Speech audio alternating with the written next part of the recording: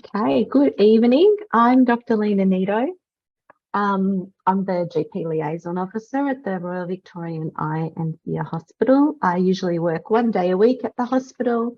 And if you wish to contact me, the best email is gpliaison@eyeandear.org.au, mostly because that does go to a few other people, given that I'm only at the hospital very part-time. And when I'm on leave, at least someone will see your email.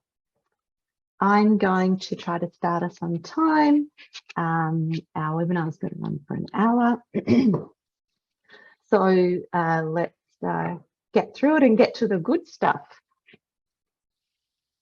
So firstly, I would very much like to acknowledge the people of the Kulin Nations, who are the traditional custodians of the land that I am on today. I would also like to pay my respects to elders, past, present and emerging, and to any Aboriginal people here today. I also very much would like to acknowledge the Collier Charitable Fund, whose philanthropic donation helps fund us to bring you these education events. I would also really like to thank our speaker, Associate Professor Penny Allen, who's got a great talk ready for us tonight, and who's really given up her expertise and time to help us in GP land. The Northwest Melbourne PHN, who really do all of the points accreditation, registrations, and all of the background support, which is fantastic. We could not do it without them.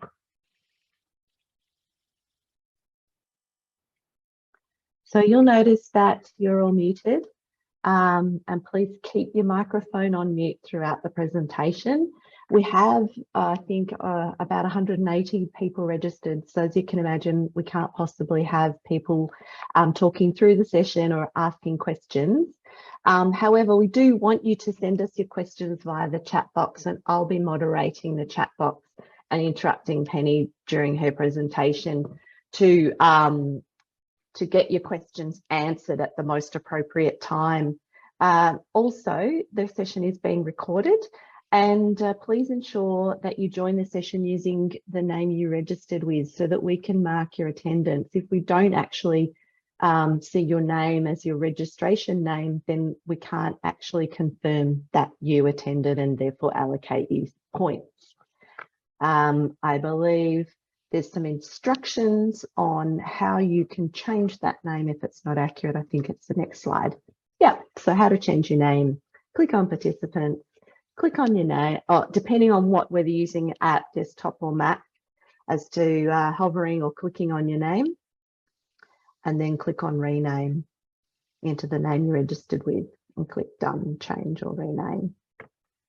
If you have major difficulties, do that. Pop your name in the not the chat box. Is there another Q&A box? Anyway, I'm not sure. If you pop it in the chat box, at least we can capture that. Feel free to ask questions as you go, as I've said, but type them in the chat box. The video recording will be made available online from both the Northwest Melbourne PHN website and the Eye and Ear Hospital website from our GP education page. I will email my emailing list when that becomes available. It takes a couple of weeks for that all to happen. You do need to register to access it, but it's free to register. And once you've registered, you can actually access all of our past recordings. And there's quite a library there of interesting eye and ENT topics. So I highly recommend it. Oh dear, that QR code is not the right one. I forgot there was one in the middle of my slide, I think. But there is an evaluation survey. There'll be a QR code at the end of my slides, which will link to the survey, and then please complete that as soon as you can, because we use that feedback to plan future events. We really do value feedback. Let me see if I can skip to that QR code now in case you want to open it early and fill it in as you go. There it is. Oops.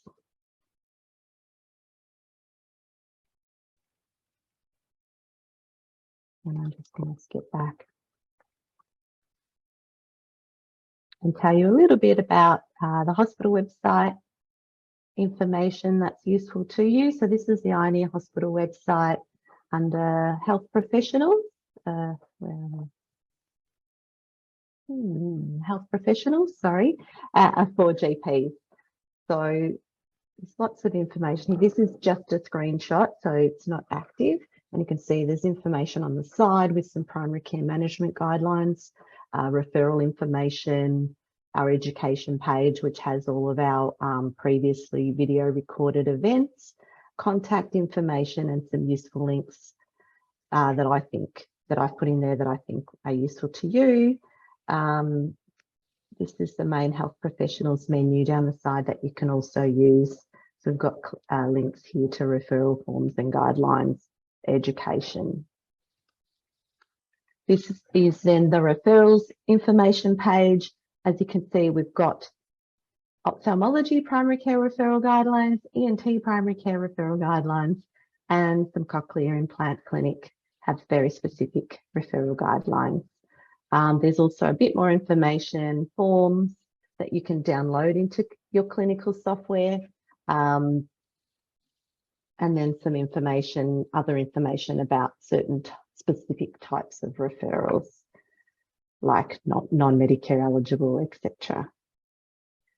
I'm going to talk a little bit, introduce to you health pathways. Health pathways, Melbourne provides clinicians with a single website to access clinical and referral pathways and resources at the point of care. Obviously, this is very regionalised and so covers both Northwest Melbourne and Eastern Melbourne primary healthcare network areas if you fall into those catchments.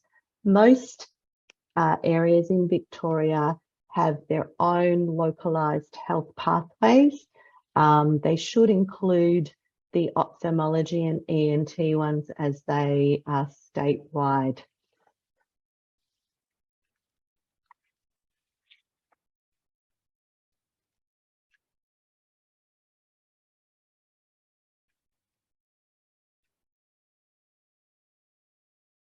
The pathways are written by GP clinical editors with support from local GPs, hospital-based specialists and other subject matter experts.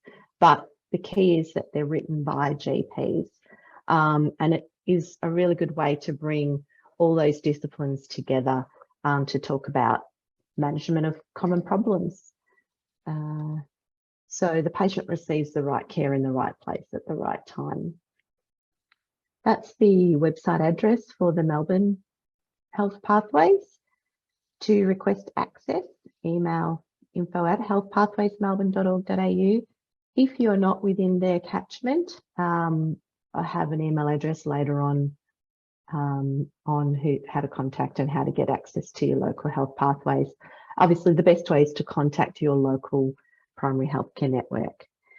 Here are just a few screenshots of some of the more relevant pathways to this particular topic we're discussing tonight.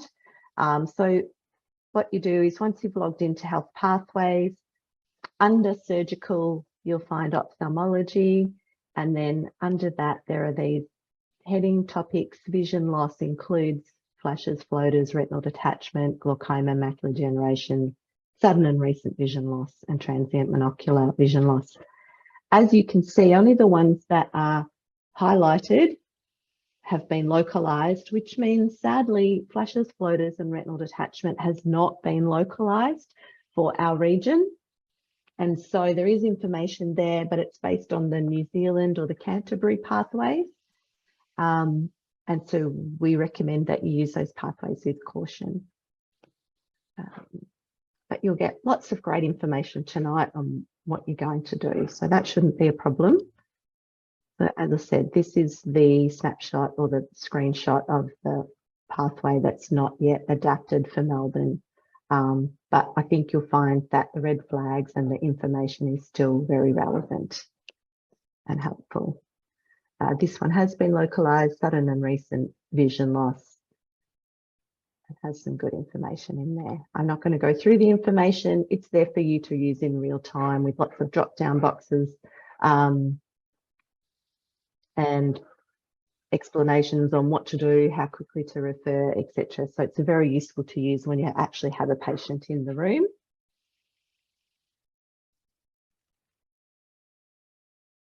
So this is still sudden and recent vision loss.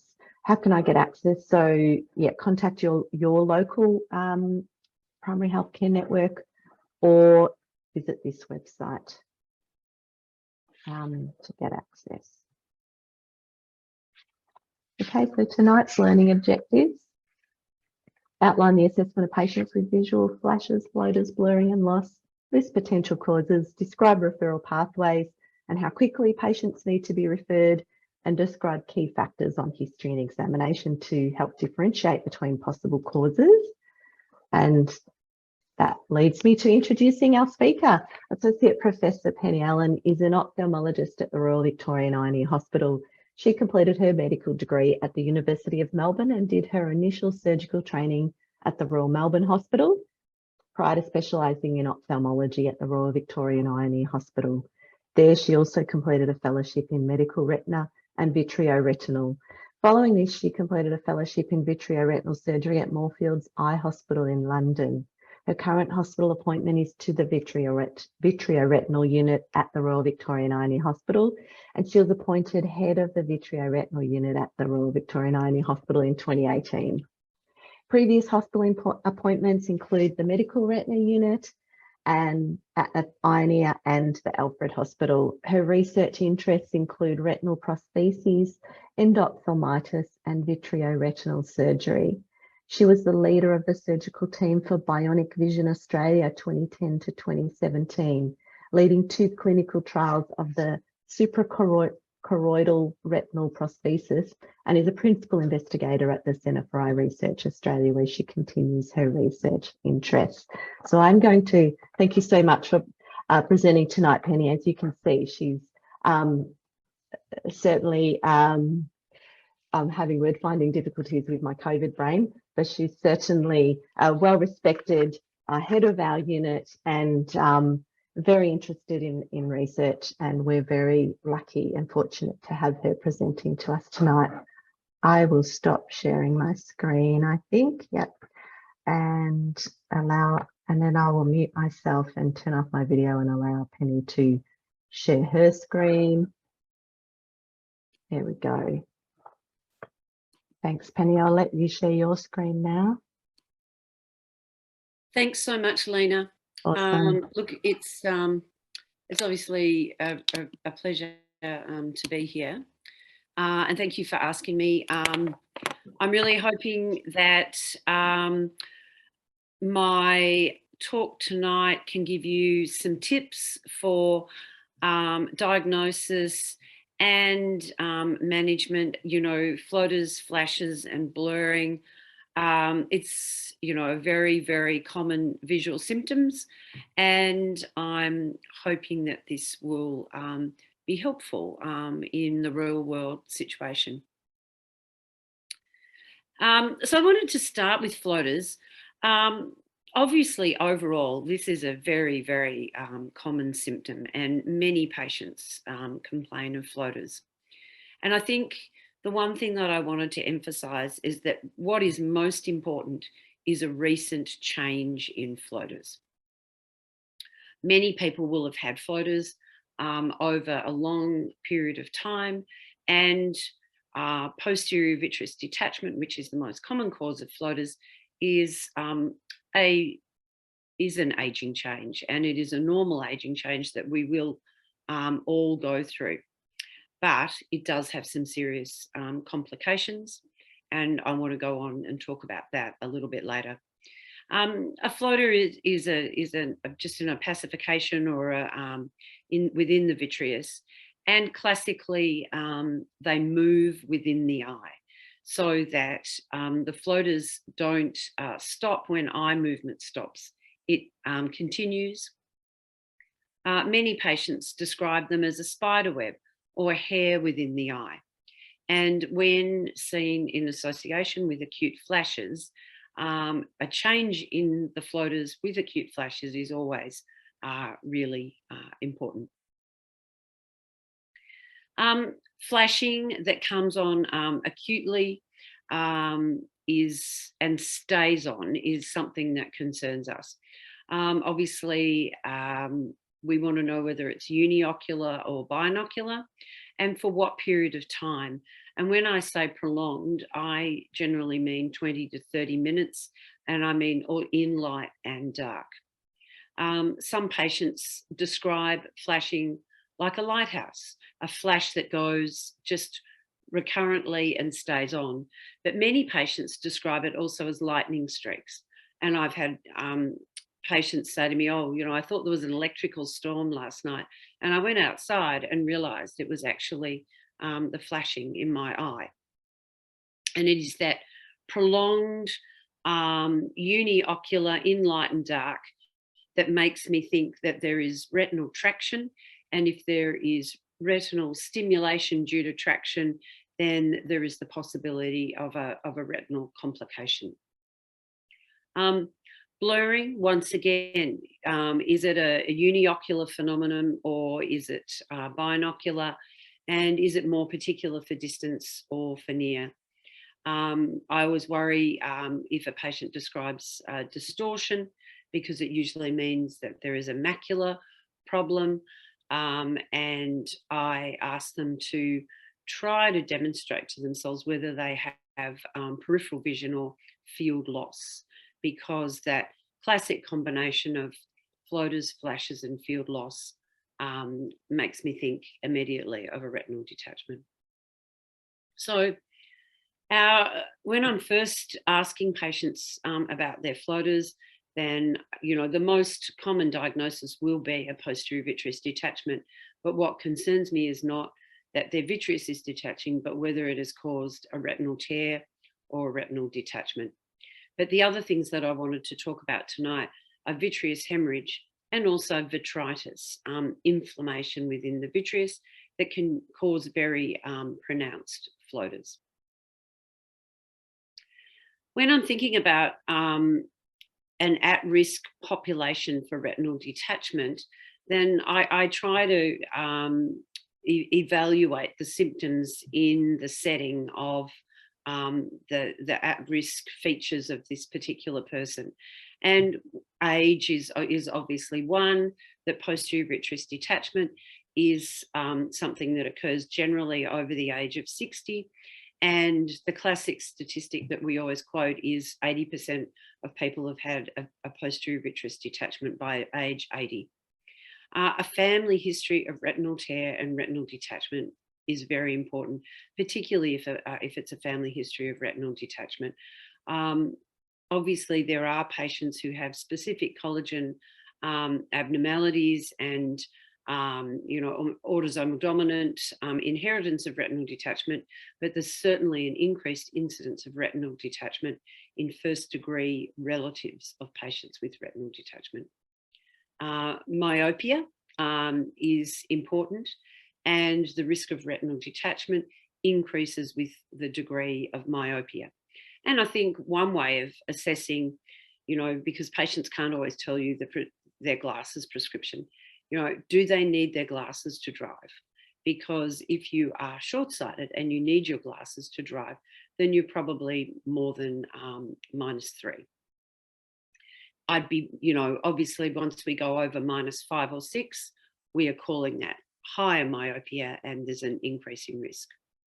The other thing is that patients often forget to mention is previous refractive surgery, so that they are myopic, but they've had refractive surgery, and so now they are no longer wearing glasses for distance. However, the refractive surgery that they have, which is usually laser surgery to their cornea, doesn't affect the posterior segment, and they still continue to have that risk of retinal tear and retinal detachment due to the myopic findings in their fundus.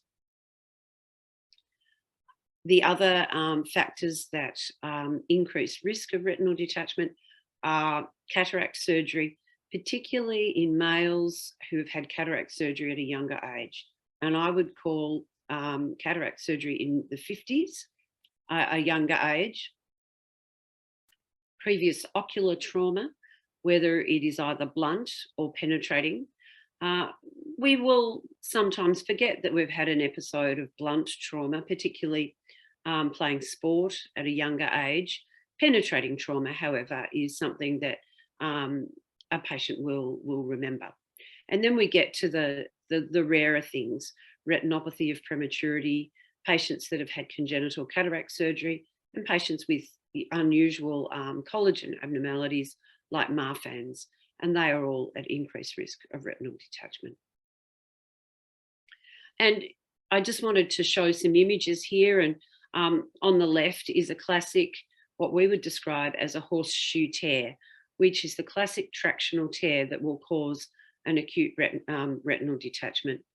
The image on the right has the area of bullous retinal detachment overhanging the optic disc, and you can just see the optic disc just here beneath the overhanging area of retinal detachment.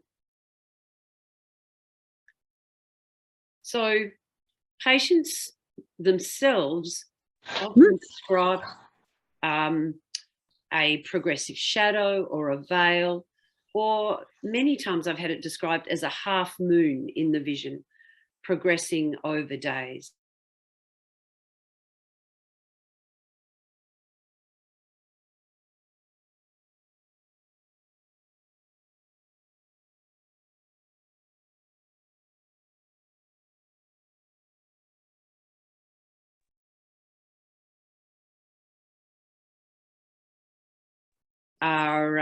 It's usually weeks, but sometimes it can be days. And usually the floaters and photopsia have settled by the time the retinal detachment occurs.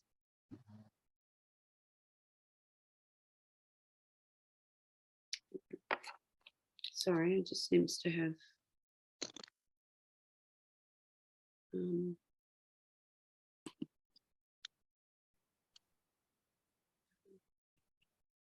sorry, my slides are just not progressing for some reason. I'm not sure if I can help. I had trouble before with mine, and if I hovered the mouse over the bottom left corner, there were arrows that I could click on. Oh, hang on. I'll do that. I'll try. Oh, yeah, there we go. I was going on my my keyboard before, but that's all right. That's fine. Okay. Now this is a wide field photo, and the thing that's a little bit different about this patient is this patient actually has albinism, so they have a very, very pale fundus. But you can see the optic disc is here, and there is an area of retinal elevation here, which is an area of retinal detachment. And this image here is actually a recurrent retinal detachment that has developed scarring.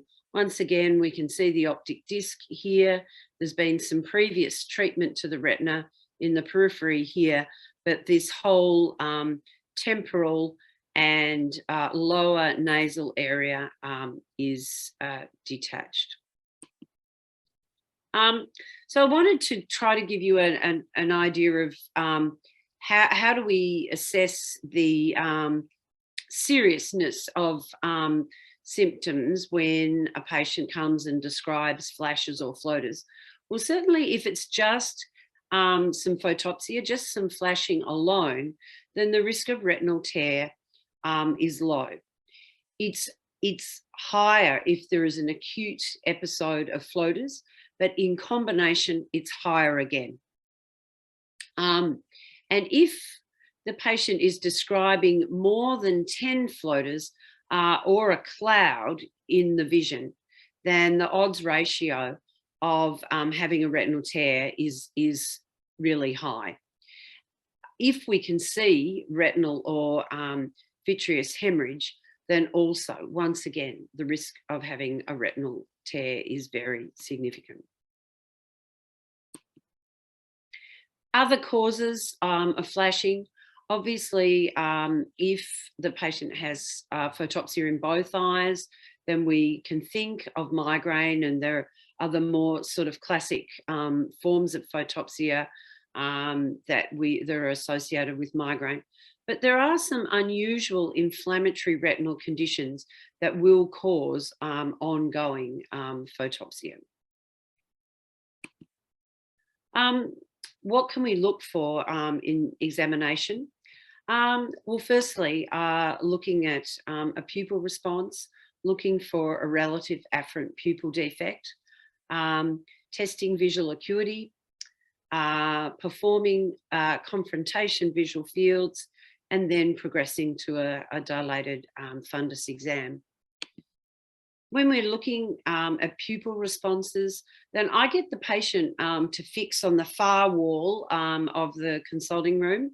I turn the illumination down a little so that the light is not very bright, so that their pupils will just spontaneously dilate a little. And I stand at the side with my torch, and I shine the torch on one eye for 3 seconds, and then I swing the torch to the other eye, and I repeat it several times. And the eye with the afferent pupil defect will dilate when the torch is shining on it. And then when you swing to the normal eye, then obviously the pupil will constrict. So that if a patient has more than 50% of the retina detached, then they will have an afferent pupil defect, but they could also have an optic neuropathy or another optic nerve abnormality. Visual acuity, we tend to check it at 6 meters, but you can have a vision chart at 3 meters.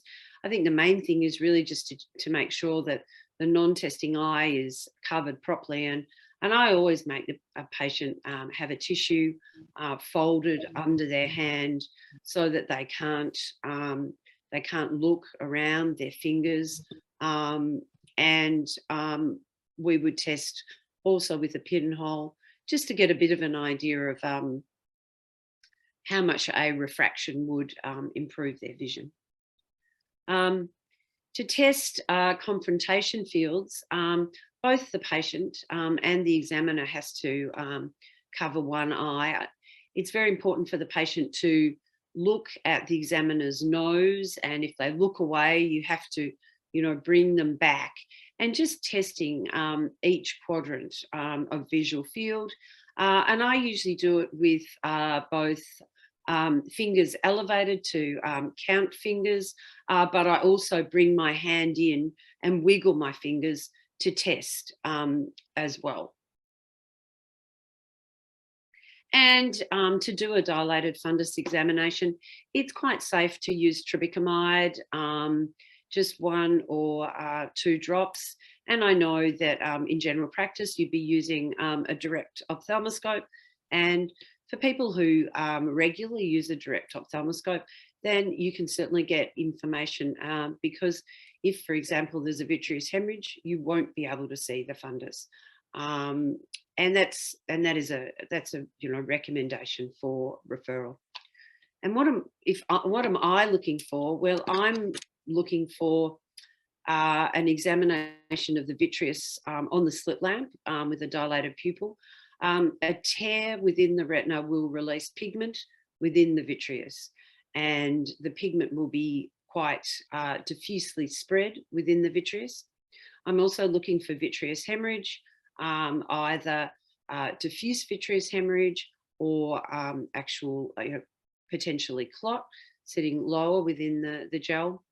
I use a handheld fundus lens to see whether the retina is attached or detached, and can usually detect a retinal tear with a handheld fundus lens. I also use a binocular indirect ophthalmoscope, looking for all of the above. It just has a lower magnification, but a wider field of view. And I would generally examine a high-risk patient, with both the slit lamp and an indirect ophthalmoscope. What else can severe floaters be? Well, vitreous hemorrhage And this is a wide field image, and we can see these really dark floaters here within the vitreous. And often a vitreous hemorrhage will be described as a plume or a smoke, which comes from a focal sort of point within the eye, but then quite rapidly over a few minutes spreads across the eye. And patients will often describe it as a purple or dark red colour.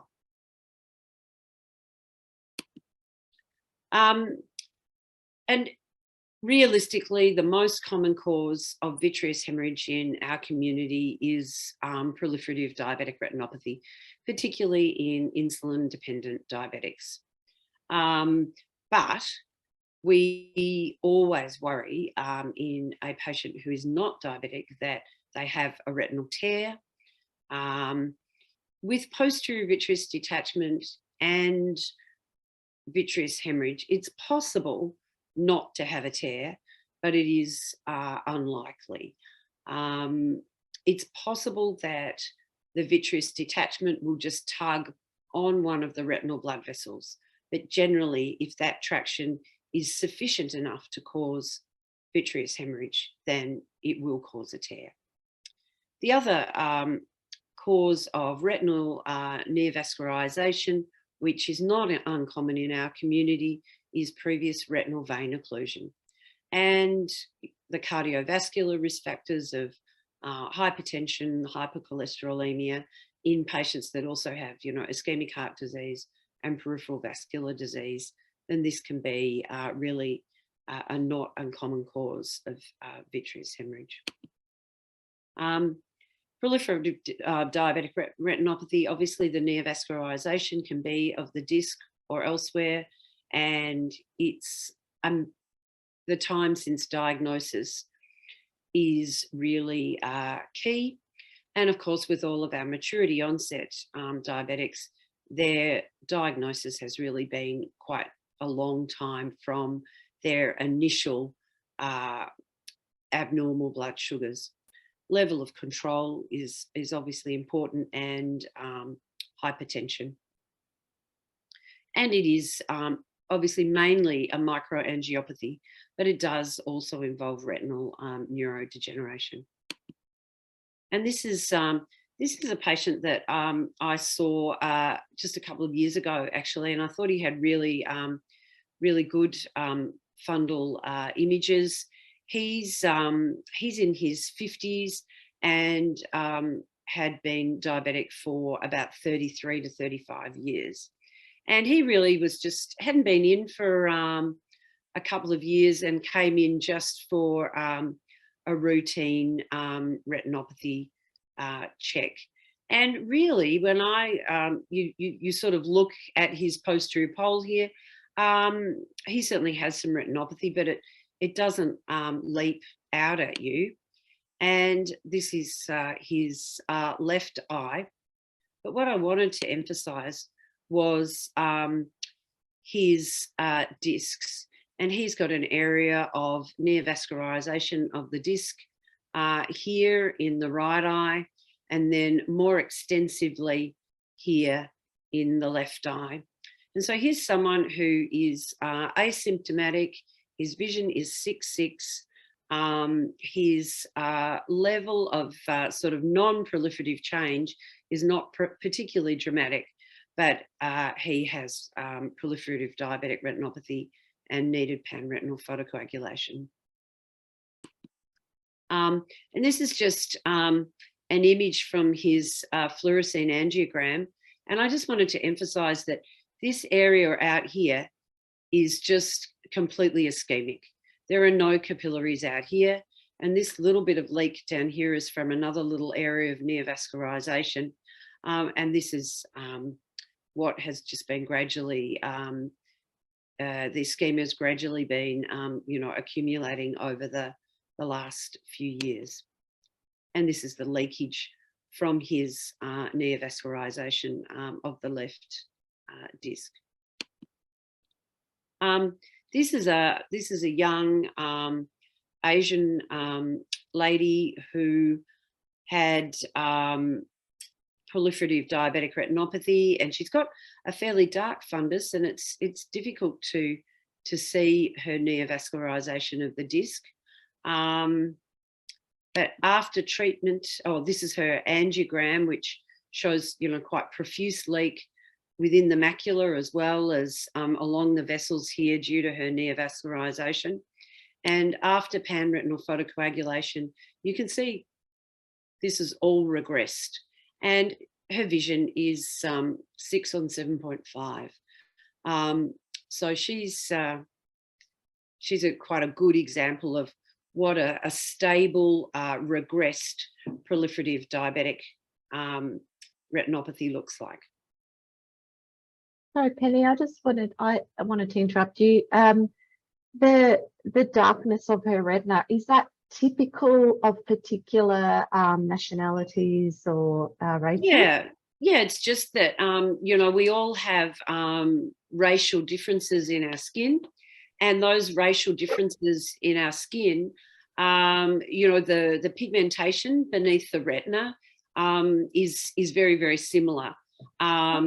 People like you and I, often have a lot of flecking and variability in the pigmentation beneath the retina because we're quite fair. And people who have darker racial pigmentation have a more uniform pigmentation beneath the retina. And sometimes, you've just got to be used to looking at racial differences. That's all. Thanks. I wanted to mention branch retinal vein occlusion because it's the second most common retinal vascular disorder that we see. And the incidence, is common, about 1%. And essentially an area of retinal ischemia can then lead to neovascularization and vitreous hemorrhage. I wanted to contrast this with central retinal vein occlusion, which is less common and of course much, much more likely to be symptomatic because an occlusion of the central retinal vein will lead to some central visual blurring. And if it's a very ischemic central retinal vein occlusion, then they obviously have a poor prognosis. But a branch retinal vein occlusion, and this branch retinal vein occlusion has the classic nerve fiber layer hemorrhage. However, because it's superatemporal, it is involving the fovea, and this patient did present with reduced vision due to the hemorrhages and the edema within the macula. But if we contrast that with this patient whose branch retinal vein occlusion was nasal, and we can see here this patient's actually had a little bit of laser treatment, but there is some hemorrhage over here, and that is because there is active neovascularization in this area. Once again, capillary closure on the angiogram and this leakage from the retinal neovascularization, which hasn't been completely treated, so it is not regressed. And it is an area like this that can cause a vitreous hemorrhage. And this little pre-retinal hemorrhage is just a precursor of that. I also wanted to talk about inflammation or vitritis as a differential diagnosis of floaters. Vitritis can be non-infective due to either ocular lymphoma or other forms of uveitis, or it can be infective. Intraocular lymphoma occurs in elderly patients. It's bilateral and they report gradual progressive blurring, and it's associated with floaters, but they notice that their vision is blurred due to the debris and inflammation within the vitreous. In contrast, infective endogenous endophthalmitis is infection within the choroid and inflammation within the vitreous. Intravenous drug use is a very common cause of this, and primarily in our injecting drug users, the cause will be candida.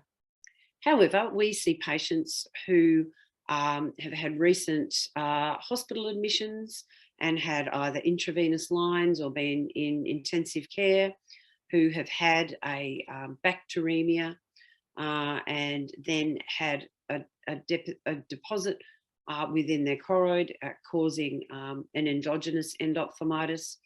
And we also, of course, have plenty of patients in the community who are immune suppressed, and classically due to hematological disorders, and they too are at risk if they have a bacteremia. And this is a candida endophthalmitis in an intravenous drug user. The inflammation is always more marked in the back of the eye than the front of the eye, although this pigment ring is an indication that the iris was stuck down on the anterior lens capsule due to the inflammation within the anterior chamber. Unfortunately, these patients usually present late. As I mentioned, they classically have candida infections, and they always need systemic investigation and treatment, because they often have other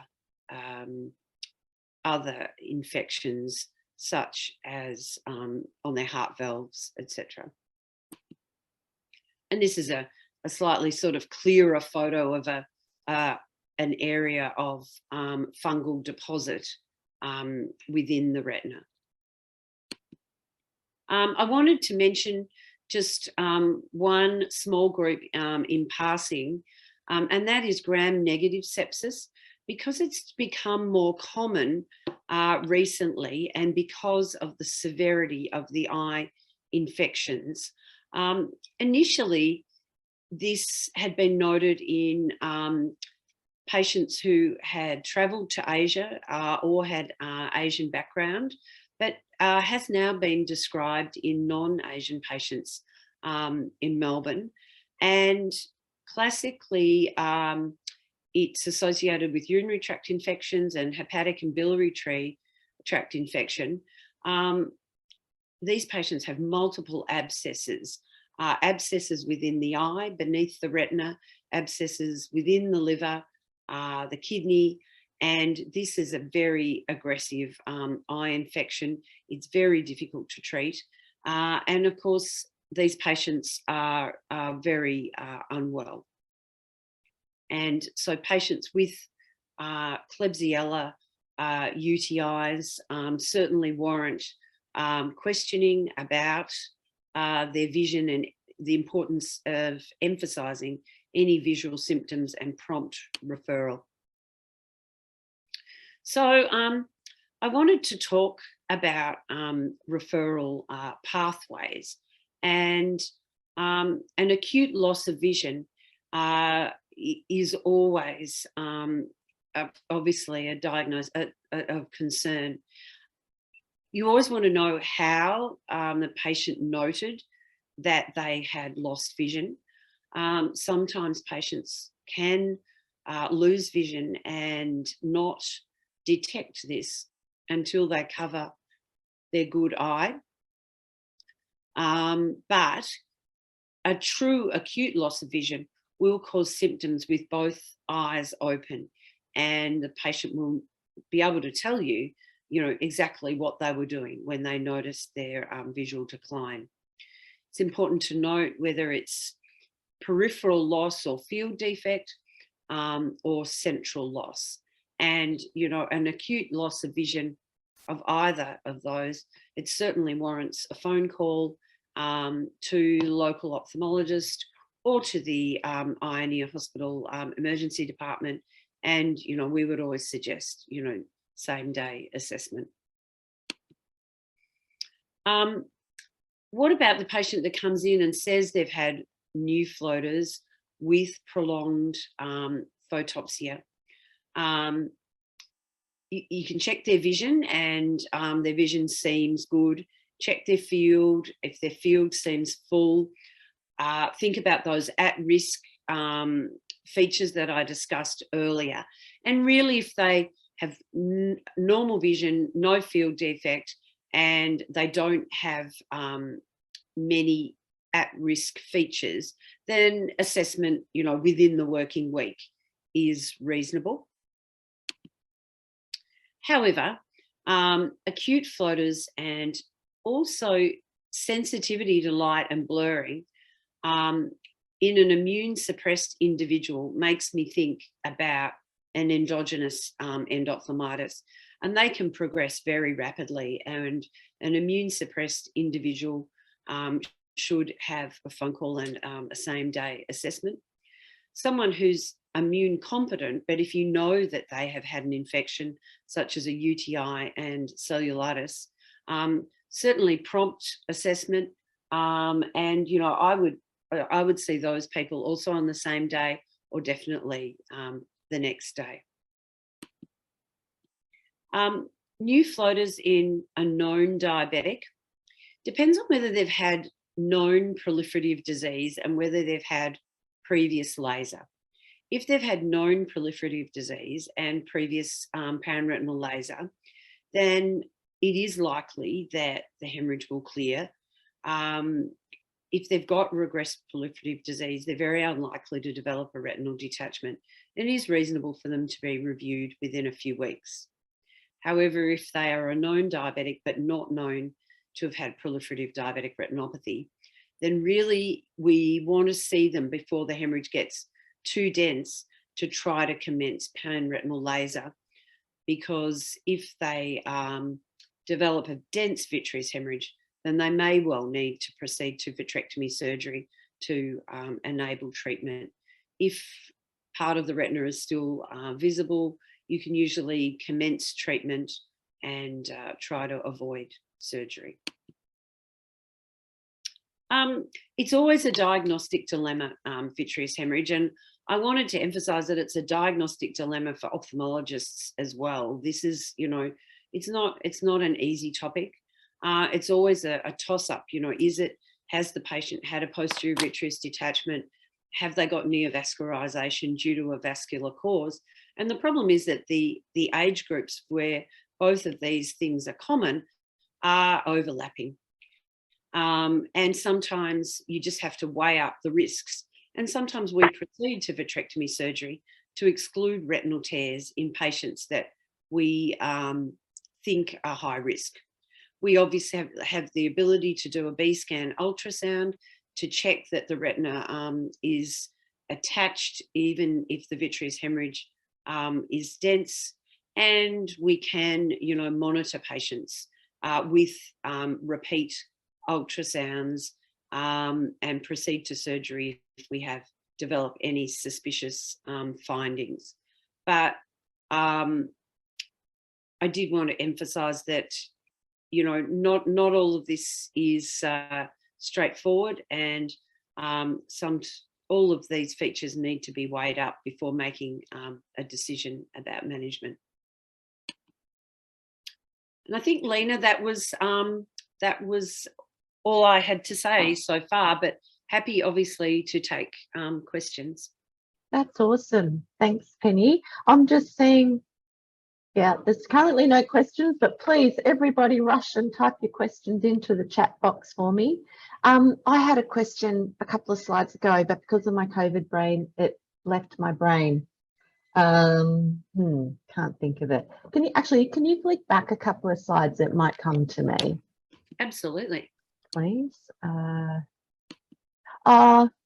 Maybe there, back to the peripheral vascular disease / neovascularization. Oh, yep. Yeah, so it was probably more of a clarification. So what you're saying is new floaters in a known diabetic.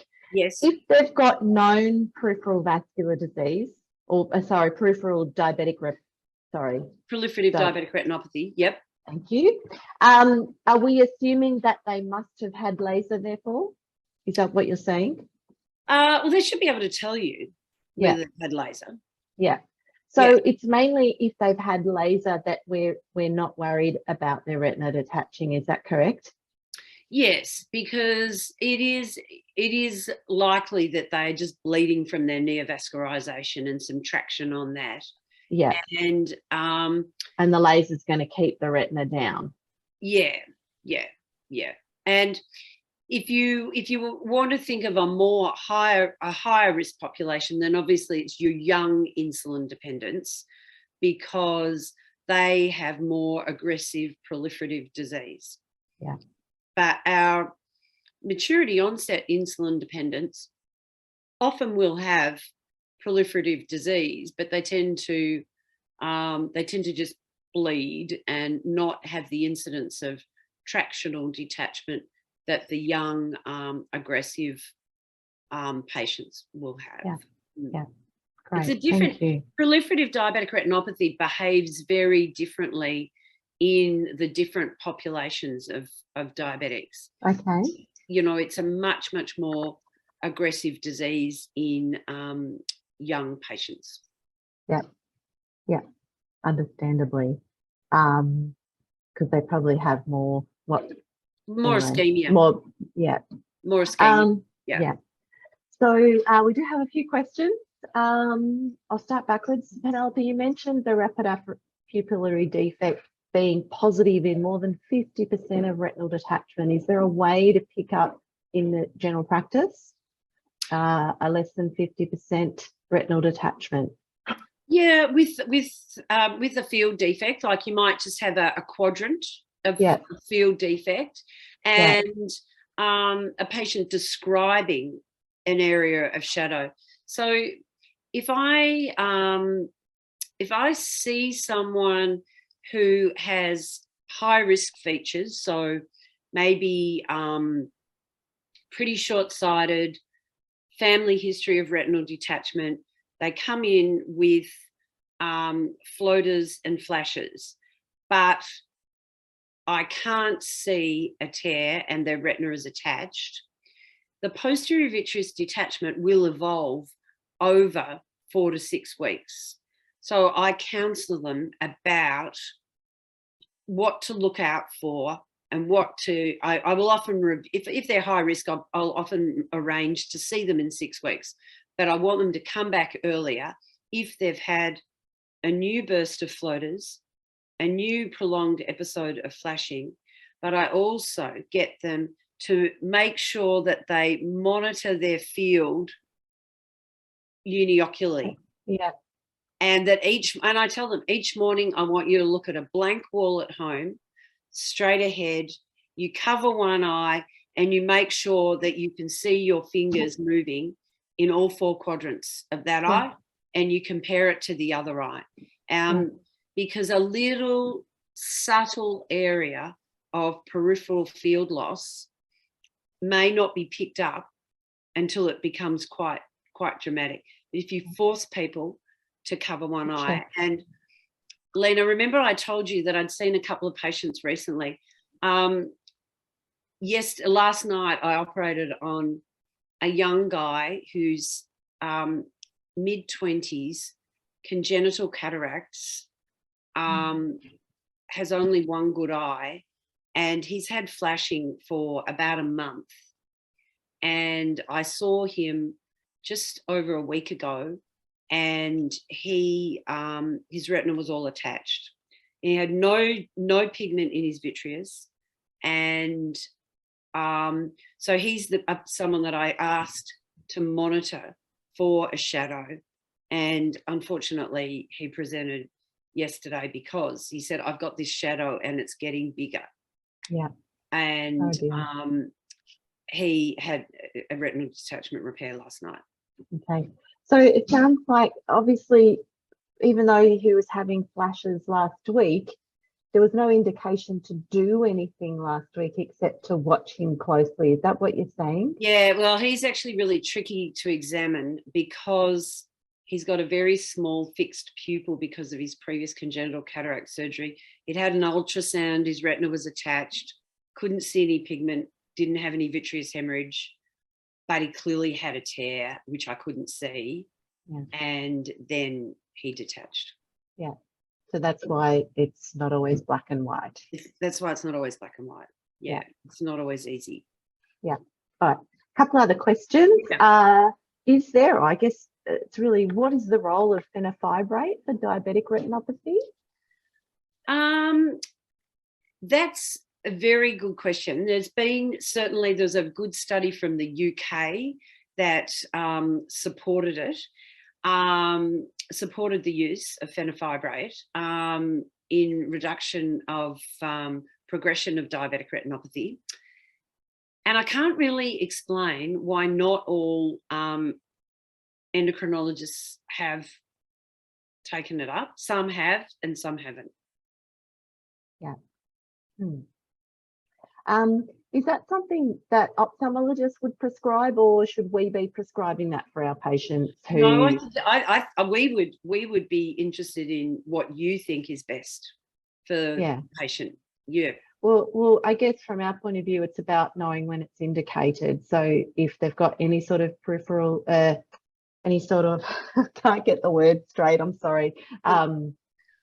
I think if they've got progression, more rapid progression of their diabetic retinopathy, and sometimes some of the people that we get really worried about are, well, obviously they're pregnant women, but if you bring someone back into control after they've been, wildly out of control, then you can have progression of diabetic retinopathy.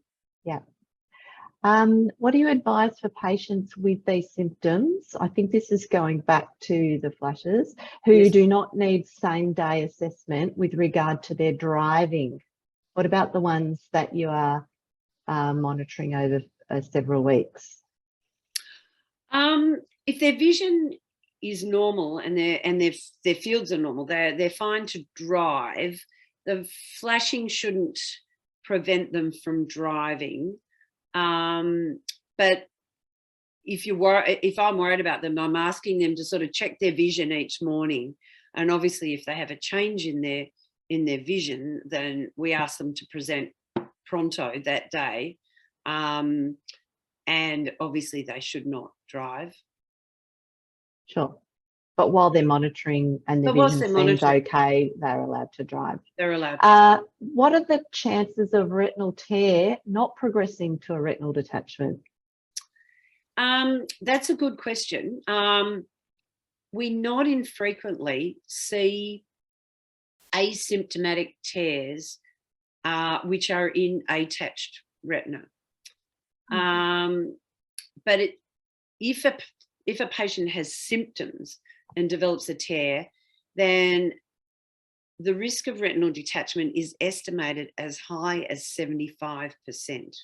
So certainly a symptomatic tear we would always treat. Yeah.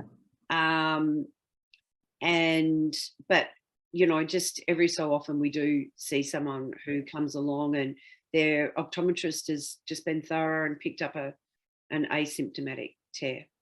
Okay, very good. We've got about 1 minute. Do you have any closing remarks? And then I'll switch back to my further information for participants.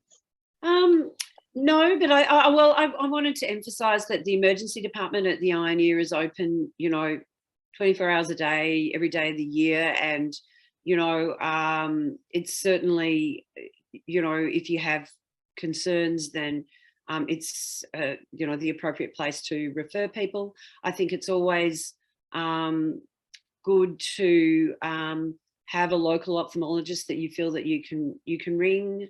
And we certainly take, phone calls from optometrists and GPs who are wondering how urgently should a patient be seen. And we try to always offer, reasonable advice. I think, we can't always fit someone in But if they have serious symptoms, then, you know, they need to be seen. Absolutely. Yeah, and you can always ring for phone advice, although it's often tricky to provide phone advice. But if you weren't sure if they had to go in that day to ED or whether it was okay to send them to the local ophthalmologist, you know, within the next few days, that might be a good question. Just ring our switchboard and ask for the ophthalmology admitting officer, who's usually in emergency at the time and can hopefully take your call or call you back. But yeah, if in doubt, I think send them in. A couple more comments. Thank you for good webinar. Thank you so much, Penny. Excellent, very common GP presentation. Oh, that's all lovely feedback. And speaking of feedback, we would love you to fill in our evaluation survey. If you that's the correct QR code that will take you to the survey. Please fill it in straight away. If you're like me and you leave it to later, it can be forgotten. Also remember that if you didn't log in with your first and last name, please change that or pop that in the chat so that it can be recorded and you can get points. I guess if you fill in our survey with your correct name, you'll get points too. Sign up for my emails, gpliaison@inu.org.au. Just email me there and say you want to go on my emailing list if you're not already on it, and I will put your email on my emailing list. PDF handouts of the presentation will be emailed hopefully next week from the Northwest Melbourne PHN, and I will email my mailing list when the video recording is available. That's our GP page on our website. And thank you so much to our awesome speaker, Associate Professor Penny Allen. Thanks also to Phil and Jen and Olivia and the team at the Northwestern Melbourne PHN for all their support in bringing you this webinar and their ongoing support of our GP education program. Thank you all for attending and contributing, and I look forward to hearing your feedback. That's the QR code again. Thanks, Lena. Thanks so much, Phil, Penny. for all your help. Awesome. All right. Good night, everybody. Go and enjoy a nice, relaxing glass of wine. Thanks, Lena.